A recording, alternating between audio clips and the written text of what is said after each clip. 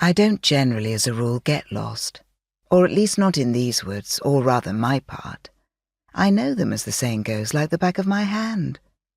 I've wandered here for the better part of 2 decades, learning their paths, open or otherwise, the hiding places above and below, where its pools and ponds and rills wait and run, where the herbs and mushrooms grow best and thickest, where the oak saplings are at their finest and strongest, where sun and moon fail to shine and where they sometimes brighten both day and night. Unsuspected barrows and highest tors that poke above the tree canopy, stone circles where magic more ancient than memory sleeps until it's woken, places where older gods wait, grown still and stiff with passing time, forgetful of their purpose, or so it's said. Never met one myself, or not to my knowledge. Yet here I am, adrift in a dappled clearing that I cannot seem to escape, the day passing me by in leaps and bounds, as I tread in circles, a penitence path I neither willingly joined nor suspected. Some sort of fairy trap into which I tripped, and all the profanity in the world cannot cut me loose. A fly in a spider's web.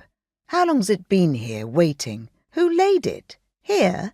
So deep and dark, so far off the beaten trails where even I'd not have come, except I was following that bloody hare for my stew pot. And hasn't it had its revenge? Disappeared before I could even draw my bow. Trickster thing, or merely an animal that's smarter than me. The latter is most likely. I'm not normally so careless, but something gripped me and I ran along with it. I stay fit with work around the holding, tramping the forest and foraging for ingredients, medicinal and flavoursome. But I'm no great huntress. Meat comes to me in the snares I set, the villagers and rare travellers who bring offerings for aid, for medicaments, for readings to guide their future or find direction. But such barters have been rare in recent days, and my snares empty. Mostly I provide small magics only, because it's never a good idea to let people know exactly what you can do. Something I didn't realize when I was young, which is precisely how I get into trouble. But in my middle years, well, I'm not normally such an idiot.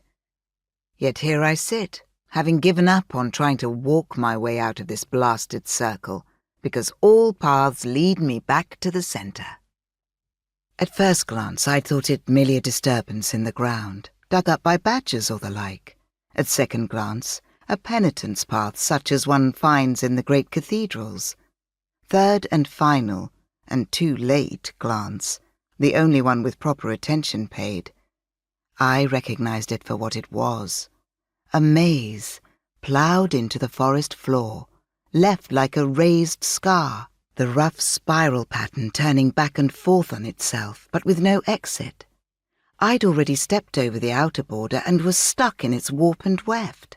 And I'd run so far from home, so far from any chance of my shouts being heard, had there been another person in my cottage, which there's not. So far I'd gone past the Black Lake even, a place I seldom visit more than once a year.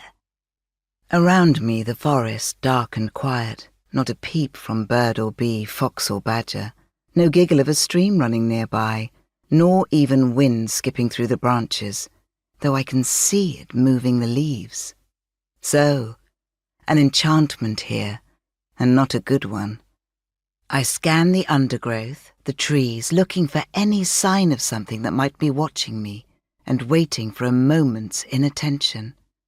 But there's nothing out of the ordinary, other than the sense that this is a trap laid with intent.